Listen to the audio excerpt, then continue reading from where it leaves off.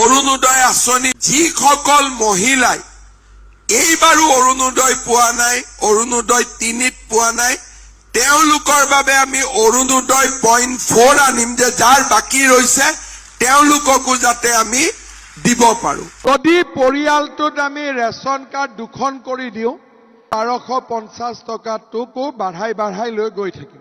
ডাঙৰ পৰিয়ালত ৰেচন কাৰ্ডখন ভাঙিলে আমি 2টা অৰুণোদয় পাম। ফাইনালি যিসকল অৰুণোদয় হিতাধিকাৰী আছে এই হিতাধিকাৰী কিন্তু আজি হৈছে 10 এপ্ৰিল তাৰিখ। 10 এপ্ৰিল তাৰিখ কিন্তু আমাৰ অসম চৰকাৰৰ তৰফৰ পৰা কিন্তু লাখ লাখ হিতাধিকাৰী একাউণ্টত কিন্তু 1250 টকা মানে প্ৰদান কৰি দিয়ে। তো আজি কিন্তু বহুত মানে যিসকল হিতাধিকাৰী আছে 40 লাখ হিতাধিকাৰী আছে, এই 40 লাখ হিতাধিকাৰী একাউণ্টত কিন্তু এতিয়ালৈকেও 1250 টকা সোমোৱা নাই। তো বহুতে কিন্তু কমেণ্ট কৰি সুধি আছিল যে আমাৰ অৰুণোদয় আঁচনিৰ টকা এতিয়ালৈকেও সোমোৱা নাই।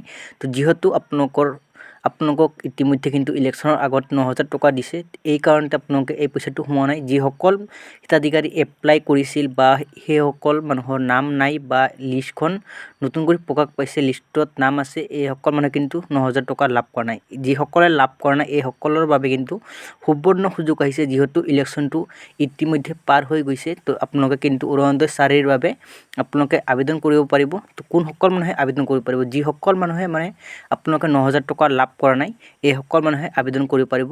প্ৰথমতে আপোনালোকে চেক কৰিব লাগিব যে আপোনালোকৰ লিষ্টখনত নাম আছে নে নাই। যদি লিষ্টত নাম থাকে তে আপোনালোকে আবেদন কৰিব নালাগে, আৰু যদি আপোনালোকৰ লিষ্টখনত নাম নাথাকে তেতিয়াহে আপোনালোকে নতুন কৰি আবেদন কৰিব পাৰিব। তো ইতিমধ্যে কিন্তু ডক্টৰ হিমন্ত বিশ্ব শৰ্মা ছাৰে কিন্তু নিজ মুখেৰে ঘোষণা কৰিছে যে অৰুণোদয় আঁচনিৰ 4.0 নতুন কৰি আকৌ আবেদন প্ৰক্ৰিয়া চলিব। তো এতিয়া কিন্তু আপোনালোকে আবেদন কৰিব পাৰিব। ইলেকশ্যনৰ ভোট গণনাৰ পাছতে আপোনালোকে নতুন কৰি অৰুণোদয় 4.0 বাবে যিসকল মানুহে আবেদন কৰিব পৰা নাই, আকৌ একবাৰ কৈ দিছোঁ, এইসকল মানুহে আবেদন কৰিব পাৰিব। প্ৰথমতে আপোনালোকে চেক কৰক আপোনালোকৰ নাম আছে নে নাই।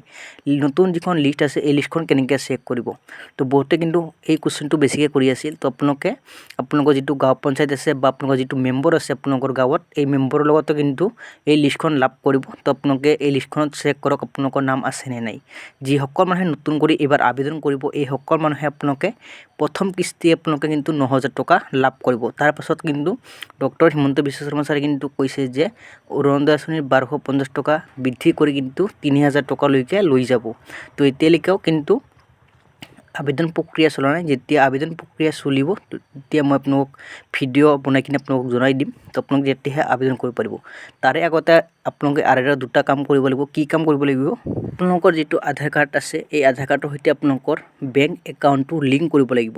প্ৰথম কথা এইটো। দ্বিতীয় কথা হৈছে আপোনালোকৰ বেংকত যদি এতিয়ালৈকেও কিবা খেলিমেলি হৈ আছে আপোনালোকে খেলিমেলিটো আপোনালোকে ঠিক কৰক। KYCবোৰ আপোনালোকে ঠিক কৰি আপোনালোকে আপডেট কৰি লওক, আৰু আপোনালোকে এইসমূহ বস্তু আপোনালোকে মানে ঠিক কৰি ল'ব। তাৰ পাছত আপোনালোকে সাজু কৰিব লাগিব ৰেচন কাৰ্ড।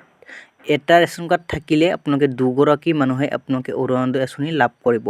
তো যিসকল মানুহে এটা ৰেচন কাৰ্ডত 2গৰাকী মানে মহিলা আছে এইসকল মানুহে আপোনালোকে 2জন পৰিয়াল মানে ৰেচন কাৰ্ডটো আপোনালোকে মানে 2টা কৰি বনাই ল'ব পাৰিব, বা আপোনালোকে নতুন কৰি আবেদন কৰিব পাৰিব। যিসকল বহুত মানুহে কিন্তু কমেণ্ট কৰি সুধি আছিল যে আমি নতুন কৰি ৰেচন কাৰ্ড এপ্লাই কৰিম কেনেকৈ। তো এইসকলৰ বাবে কিন্তু মই অন্য এটা ভিডিঅ'ত আপোনালোকক জনাই দিম কেনেকৈ আপোনালোকে এপ্লাই কৰিব পাৰিব। তো প্ৰথমতে আপোনালোকক জনাই দি আছোঁ যে এটা ৰেচন কাৰ্ড থাকিলে আপোনালোকে 2গৰাকী মানুহে অৰুণোদয় আঁচনিখন লাভ কৰিব, আৰু ৰেচন কাৰ্ডৰ বাবে কিন্তু নতুন কৰি আবেদন কৰিব পাৰিব। তো এয়া আছিল আপোনাৰ গুৰুত্বপূৰ্ণ আপডেটবোৰ দিবলগীয়া। যদি আপোনালোকে প্ৰথমবাৰলৈ এই চেনেলটো ভিজিট কৰি আছে, চেনেলটো ছাবস্ক্ৰাইব কৰি ৰাখিব, আৰু আপোনালোকৰ বন্ধু বান্ধৱীসকললৈ ভিডিঅ'টো শ্বেয়াৰ কৰি দিব, যাতে আপোনালোকৰ সহায়ত সেইসকল মানুহেও যাতে আবেদন কৰিব পাৰে যিসকল মানুহে 9000 টকা এতিয়ালৈকেও লাভ কৰিব পৰা নাই। তো আজিলৈ ভিডিঅ'টো ইমানতে সামৰিছোঁ। নেক্সট আন এটা ভিডিঅ'লৈ আপুনি সকলোকে লগ পাম।